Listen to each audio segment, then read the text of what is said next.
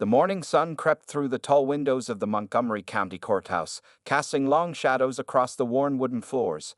It was a typical Tuesday in 1965, and Judge William Stanton adjusted his black robe as he prepared for another day of traffic court. At 62 years old, with graying hair and wire-rimmed glasses, he had earned a reputation as one of the strictest judges in Alabama. The courthouse was an imposing structure of red brick and white columns, built in the old Southern style.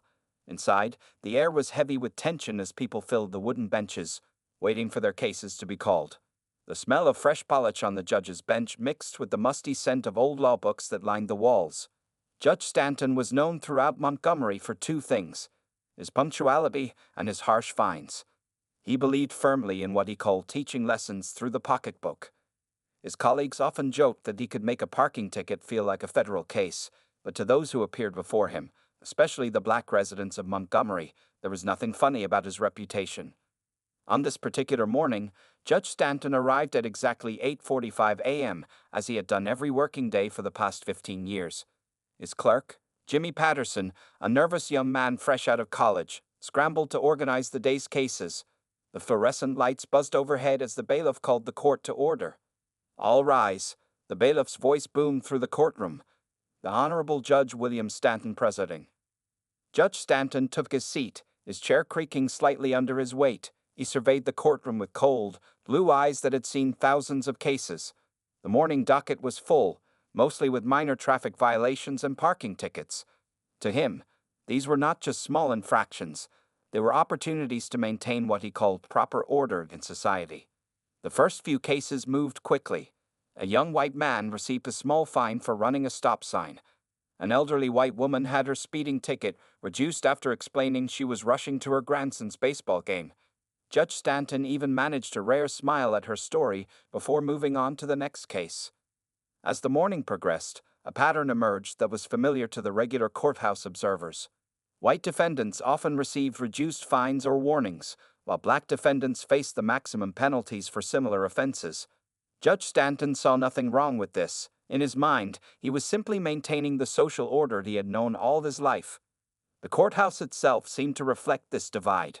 Black defendants sat primarily in the back rows, while white citizens occupied the front. The water fountains outside the courtroom still bore the faded marks where colored and white signs had recently been removed, though the unwritten rules remained. During a brief recess, Judge Stanton sat in his chambers, reviewing the remaining cases for the day. His office walls were decorated with hunting trophies and law degrees from prestigious Southern universities. A black and white photograph of his father, also a judge, looked down sternly from above his desk. "Patterson," he called to his clerk, "how many more cases do we have today?" "15 more, Your Honor," Jimmy replied, adjusting his thin tie. "Mostly parking violations." Judge Stanton nodded, taking a sip from his coffee cup. "Let's get through them quickly. I have a lunch appointment at the country club." As he prepared to return to the courtroom, he glanced at the next case file. The name Sarah Johnson was typed neatly at the top, with an address from the predominantly black part of town. Without even reading the details, he had already decided on a harsh fine. The bailiff called the court back to order, and Judge Stanton returned to his bench, straightening his robe and adjusting his gavel. The morning sun had risen higher now, making the courtroom uncomfortably warm. Several people fanned themselves with whatever papers they had, creating a soft rustling sound that filled the quiet moments between cases. Little did Judge Stanton know that the next case would be different from any he had handled before. As he called out Sarah Johnson versus the city of Montgomery, he was completely unaware that this routine traffic court session was about to become anything but ordinary. The scene was set for a confrontation that would challenge not just his authority, but the very assumptions that had guided his years on the bench. The hands of the large courthouse clock ticked steadily forward, marking the moments before everything would change. Sarah Johnson stood quietly at the defendant's table, her posture straight and dignified. At 43 years old, she carried herself with a grace that seemed to command attention without asking for it. Her dark brown suit was perfectly pressed, and a small pearl necklace adorned her neck. Unlike many who appeared before Judge Stanton, there was no trace of nervousness in her demeanor. The courtroom was still warm, and the ceiling fans spun lazily overhead, doing little to ease the heat. Several spectators had gathered for the morning session, and a few shifted in their seats, their interest piqued by Sarah's confident presence. She placed her handbag neatly on the table beside her and waited as Judge Stanton reviewed her file. "Mrs. Johnson," Judge Stanton began, emphasizing the Mrs. with a slightly condescending tone. "You are here for parking violation number 47,592, occurring on Madison Avenue last Thursday afternoon." He peered down at her over his reading glasses, expecting to see the usual signs of intimidation his presence typically inspired. Sarah nodded respectfully. "Yes, Your Honor." Her voice was clear and steady, carrying easily across the courtroom. A few people in the back rows leaned forward, surprised by her composed response. Judge Stanton frowned slightly, unused to such composure from black defendants in his courtroom. He shuffled through the papers before him, taking more time than necessary, a habit he had developed to make defendants uncomfortable. "According to this report," he continued, his voice growing stern, "your vehicle was parked in a restricted zone for," he paused for effect, 2 hours and 17 minutes. He looked up, expecting to see her wilt under his gaze. The young clerk, Jimmy Patterson, watched the scene unfold with growing interest.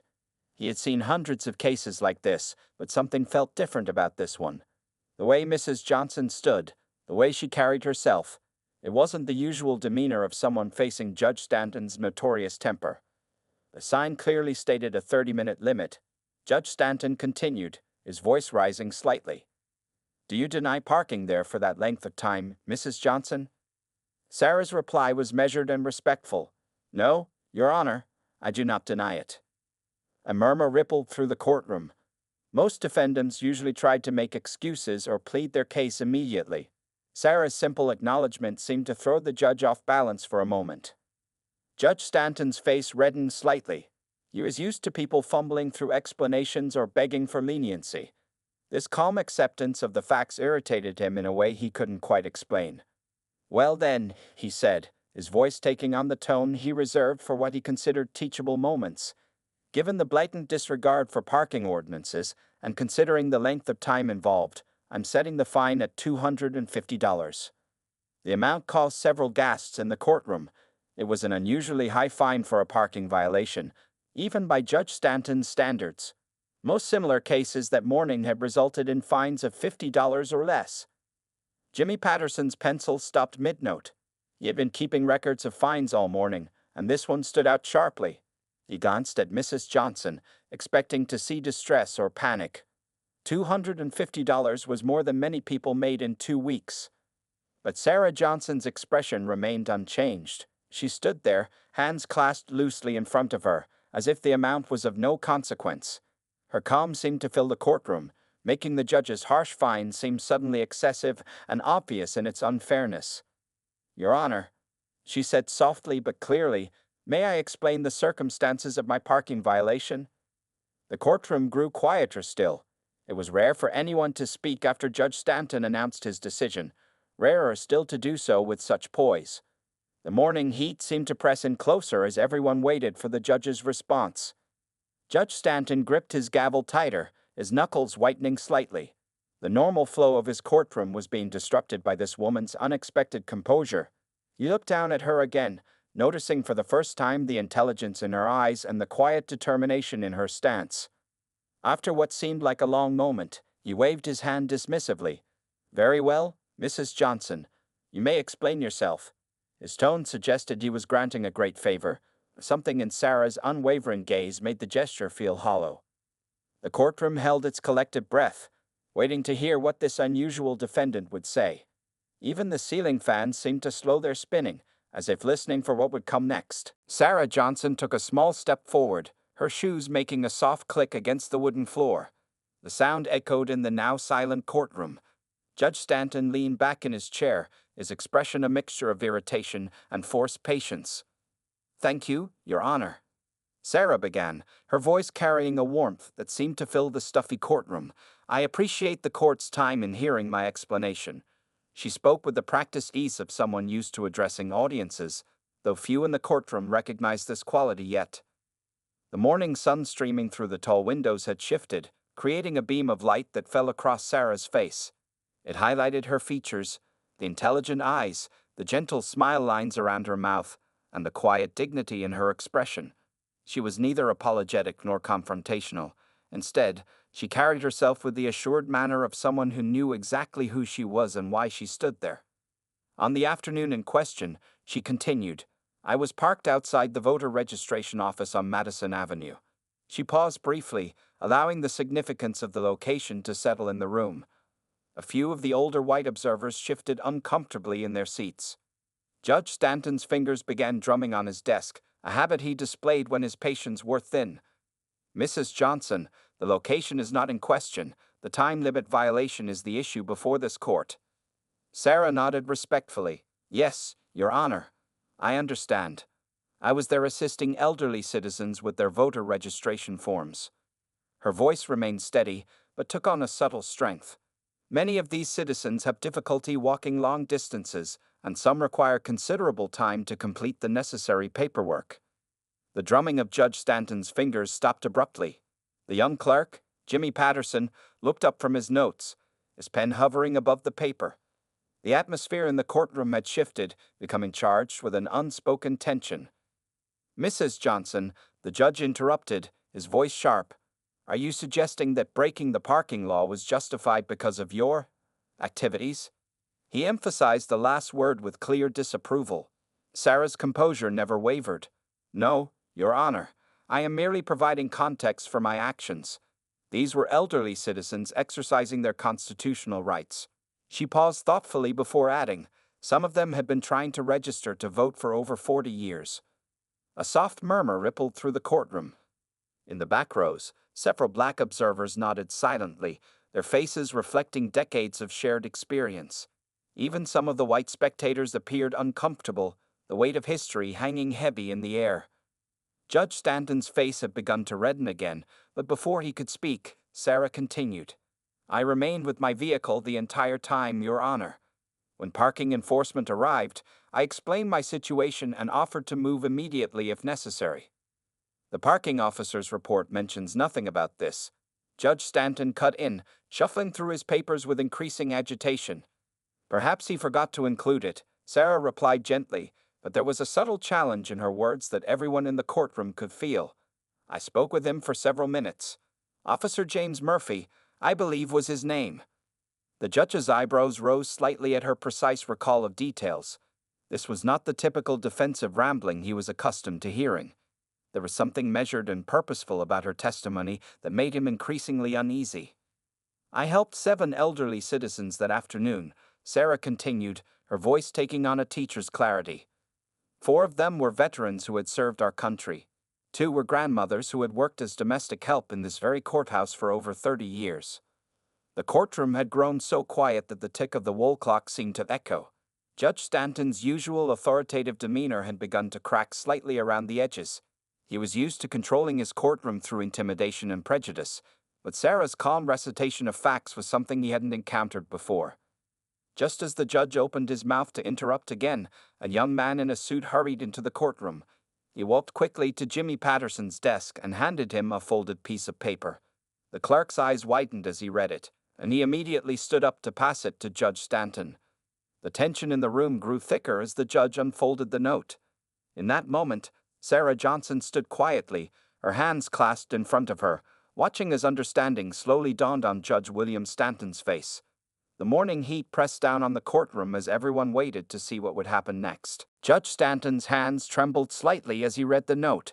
The paper crinkled loudly in the silent courtroom, and for the first time that morning, beads of sweat appeared on his forehead.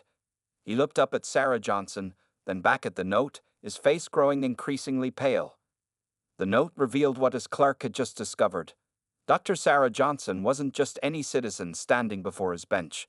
She was a prominent civil rights leader who had earned her law degree from Howard University, had argued 3 cases before the Supreme Court, and was a key strategist in the ongoing voting rights movement. "Dr. Johnson," Judge Stanton said slowly, emphasizing the title he had ignored earlier, "I see you have some experience with the law." His voice had lost its previous edge of condescension. Sarah's expression remained unchanged, but a subtle smile played at the corners of her mouth. "Yes, Your Honor. Quite a bit of experience, actually."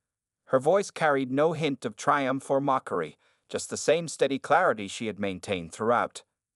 The courtroom audience had noticed the change in the judge's demeanor, and a wave of whispers swept through the benches. Several of the older black citizens in attendance smiled knowingly. They had recognized her from the beginning, but had watched silently as the scene unfolded. Perhaps, Sarah continued, her voice taking on a gentle but firm tone, we could discuss the broader implications of parking restrictions near voter registration offices. She pulled out a small notebook from her handbag. I have documented 47 cases in the past month alone, where citizens were discouraged from registering to vote due to overly restrictive parking regulations. Judge Stanton shifted uncomfortably in his chair. The wooden seat that had felt like a throne of authority just minutes ago now seemed to be made of hot coals. He was suddenly very aware of the courthouse reporter in the corner, scribbling notes frantically. The pattern is quite interesting, Your Honor. Sarah went on, opening her notebook. These parking restrictions seem to be particularly strict in areas where black citizens attempt to register to vote. The time limits are shorter, the fines are higher, and enforcement is notably more aggressive.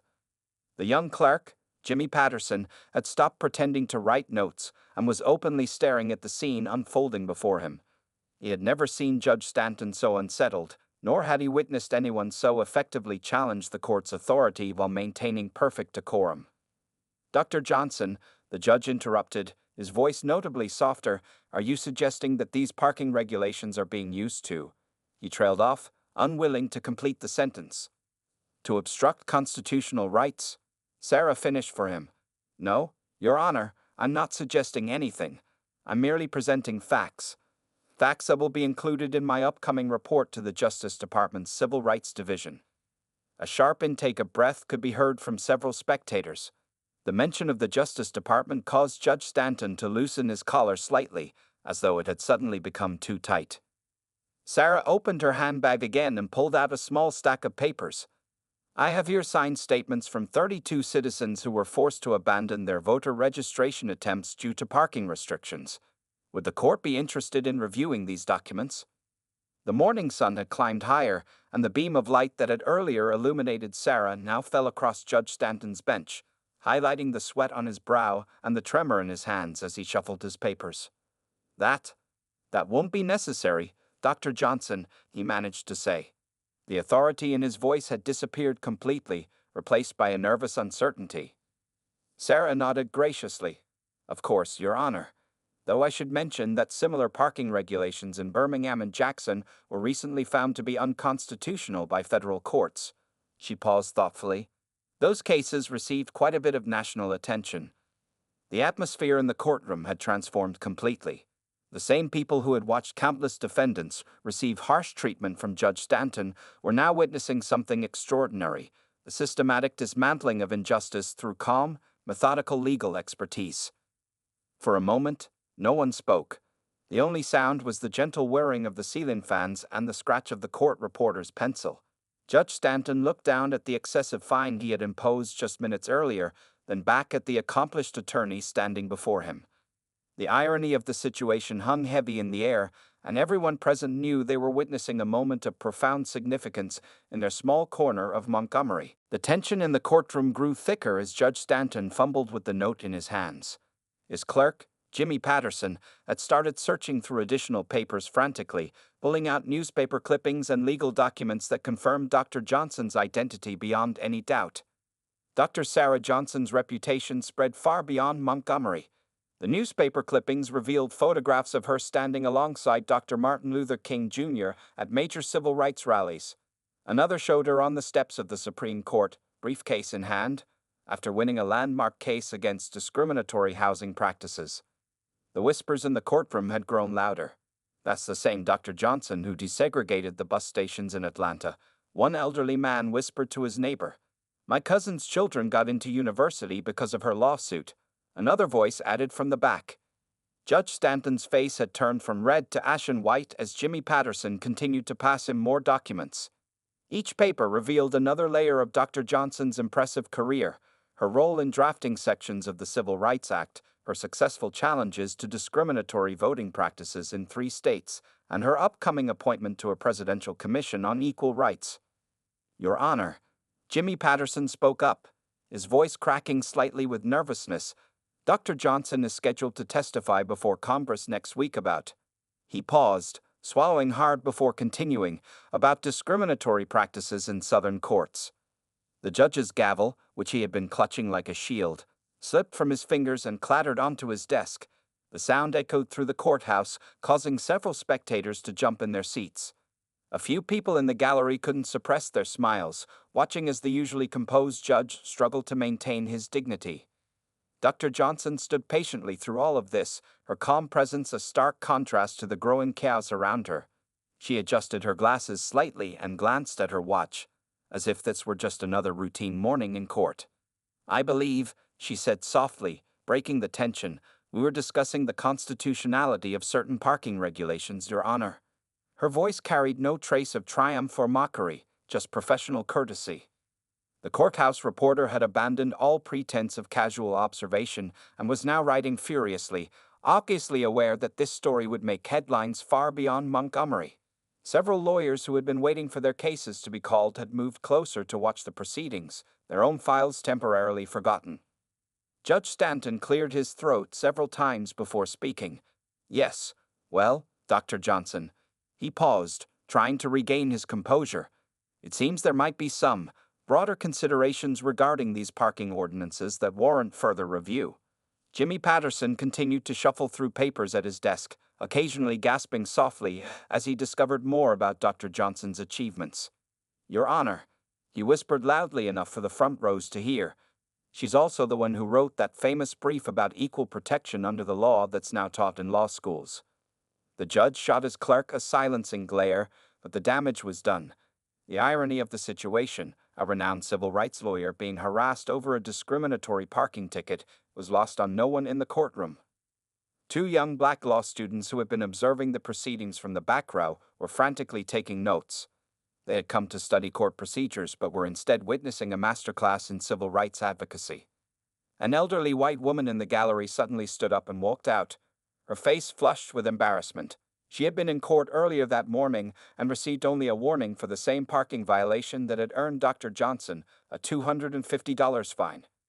The sunlight streaming through the courthouse windows had shifted again, and now it illuminated the Great Seal of Alabama behind the judge's bench. The state motto, "We dare defend our rights," seemed to take on a new meaning in light of the morning's events. Dr. Johnson opened her briefcase and pulled out another document.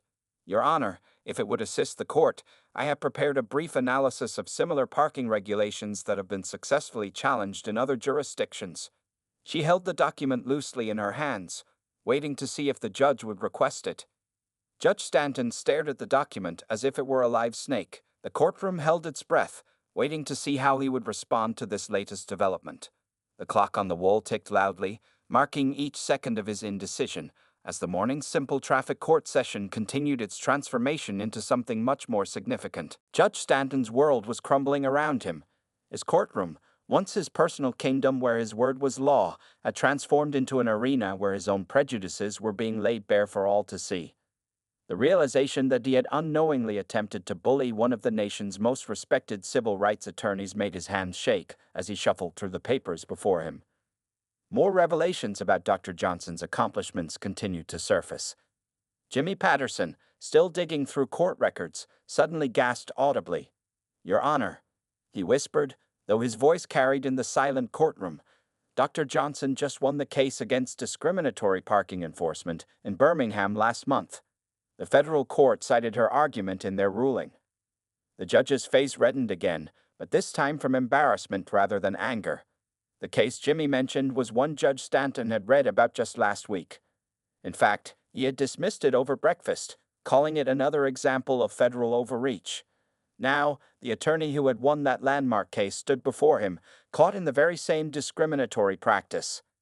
Dr. Johnson remained standing, her posture perfect, as she watched the judge process each new piece of information. Her briefcase sat open on the defendant's table, revealing neat stacks of papers that suggested she had come fully prepared for this confrontation. "I believe," she said softly, breaking the uncomfortable silence, "the Birmingham case might be particularly relevant to our discussion today, Your Honor." Her voice carried no hint of accusation, but the implication was clear to everyone present. The courtroom had become uncomfortably warm, and several spectators were fanning themselves with whatever papers they had. But no one left. They all sensed they were witnessing something historic in this small Montgomery courthouse. Judge Stanton loosened his collar for the third time that morning. The weight of his black robe felt suddenly heavy on his shoulders. He glanced at the case file before him. The simple parking ticket that had seemed so straightforward just minutes ago now felt like a loaded gun pointed at his career.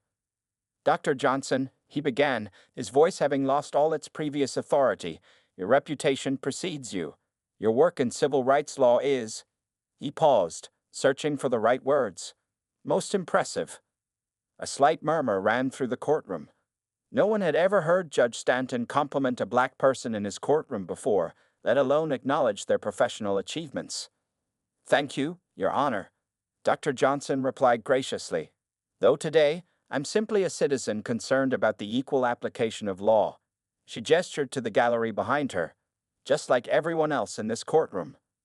The judge's eyes followed her gesture, and for perhaps the first time, you really saw his courtroom. You noticed the clear racial divide in the seating, the nervous expressions on black faces, the knowing looks exchanged between white officers. His own role in maintaining this system of inequality became suddenly, uncomfortably clear. Jimmy Patterson approached the bench again, this time carrying a legal journal. "Your Honor," he said, his voice steadier now. "Dr. Johnson's article on discriminatory enforcement of municipal codes was published in the Harvard Law Review last month." Judge Stanton looked down at the journal, then back at Dr. Johnson. The same woman he had treated dismissively minutes ago had been published in a journal he himself had never managed to appear in during his entire legal career. The irony of the situation seemed to press down on him like a physical weight. Here he was, enforcing the very kind of discriminatory practices that were being struck down in federal courts across the South, and doing so to one of the very attorneys leading those challenges. "Perhaps," Dr. Johnson suggested quietly, "we might review the pattern of parking enforcement around voter registration offices. I have some rather interesting statistics about the disparity in fines between different neighborhoods in Montgomery." The judge stared at the $250 fine he had so confidently imposed earlier. The number now seemed to mock him, a glaring example of the very bias Dr. Johnson had spent her career fighting against. Outside the courthouse windows, daily life in Montgomery continued as usual. But inside this courtroom, something had shifted fundamentally. The power dynamic that Judge Stanton had maintained for decades was crumbling, exposed by the quiet dignity and legal brilliance of the woman standing before him. The clock on the wall continued its steady ticking, marking each moment of this transformation. Judge Stanton knew his next words would either acknowledge this change or cement his reputation as a relic of a dying era. Judge Stanton cleared his throat several times before speaking, his voice noticeably softer than before. The entire courtroom leaned forward, waiting to hear how he would handle this increasingly delicate situation. "In light of new information," he began, carefully choosing his words, "and considering the broader context of this situation, I believe a revision of the fine is in order." His fingers drummed nervously on his desk as he spoke, a habit that now betrayed his discomfort rather than his authority. Dr. Johnson nodded slightly but remained silent. She had witnessed enough courtroom moments to know when silence was more powerful than words. The small pearl necklace at her throat caught the sunlight as she stood, patient and dignified, waiting for the judge to continue.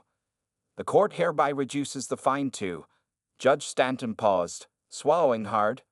"A warning." The words seemed to physically pain him as they left his mouth. In 20 years on the bench, he had never so completely reversed himself. A collective murmur rippled through the courtroom. Several of the black spectators exchanged meaningful glances, while some of the white observers shifted uncomfortably in their seats. Everyone present understood they were witnessing more than just the reduction of a traffic fine. Jimmy Patterson, the young clerk, was hurriedly making notes, his pencil flying across the paper. He had never seen Judge Stanton resign a fine completely, let alone change it to a warning. The usual protocol of the court had been completely upended. Furthermore, Judge Stanton continued, his voice growing slightly stronger as he tried to salvage some dignity from the situation. "I believe it would be appropriate to review the parking regulations around civic buildings, particularly those providing essential services to citizens. Dr. Johnson's expression remained neutral, but her eyes sparkled slightly. Without saying a word, she had achieved something far more significant than avoiding a fine. She had forced the court to acknowledge the systemic nature of the problem.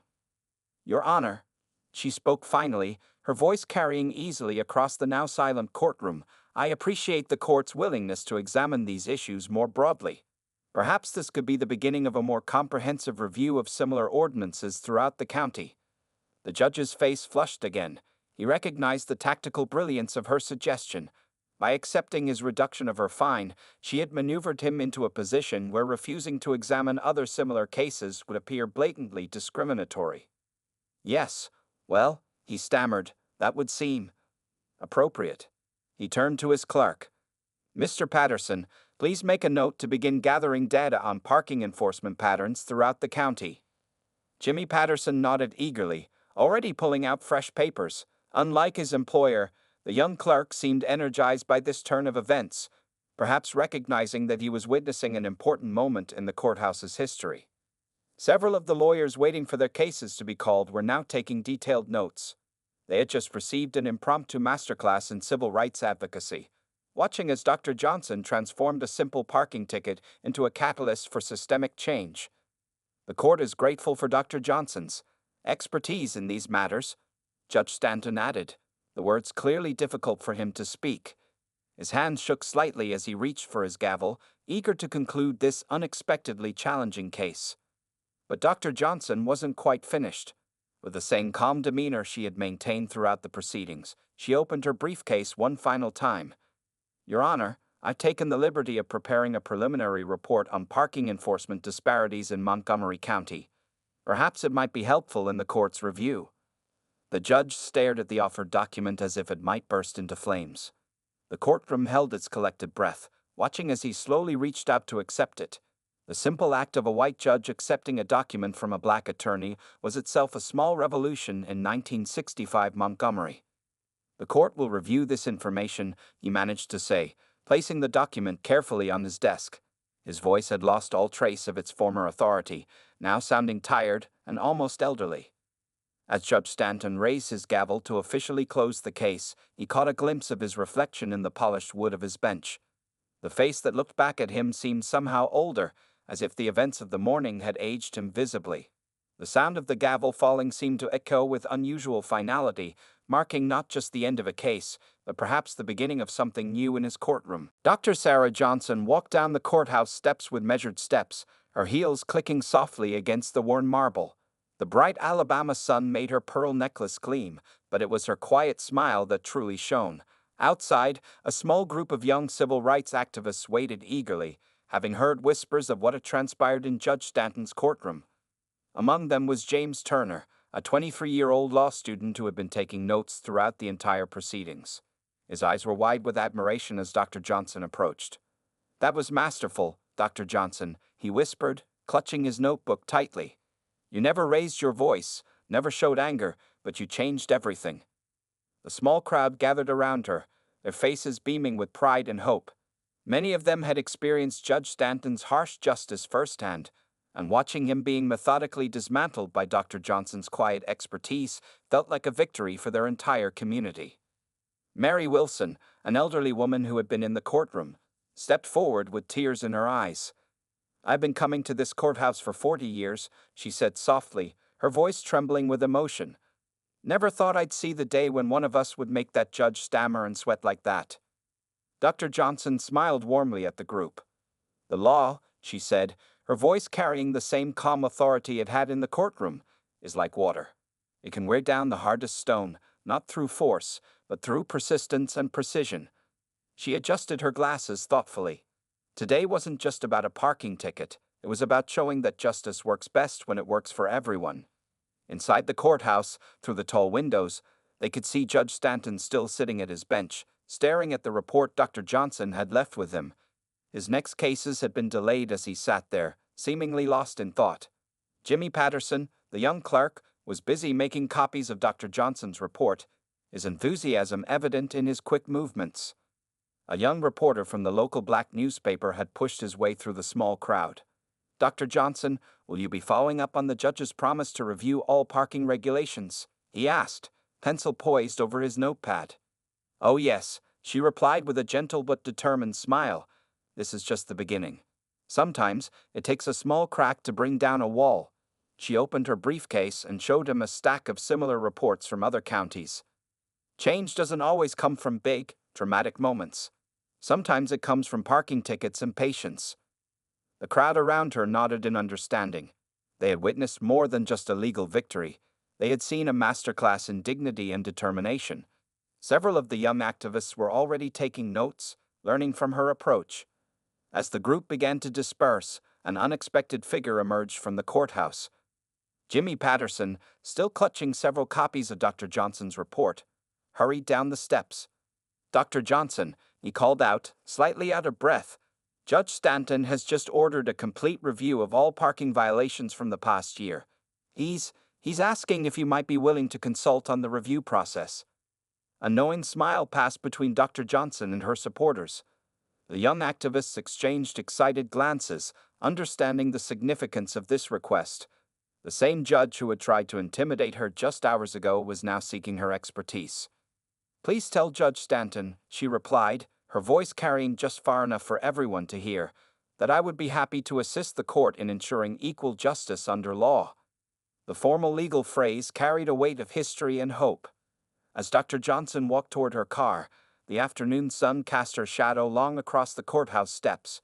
That shadow seemed to reach all the way up to Judge Stanton's window, where he still sat, perhaps understanding for the first time that his world was changing, one small case at a time. The young law student, James Turner, watched her go with wonder in his eyes. She didn't just win a case today, he said to no one in particular. She taught us all how to win with grace. And so, on that warm Alabama afternoon, a simple parking ticket had become something much more, a lesson in courage, dignity, and the quiet power of justice. The courthouse would never be quite the same, and neither would those who had witnessed Dr. Sarah Johnson's quiet revolution in Judge Stanton's courtroom.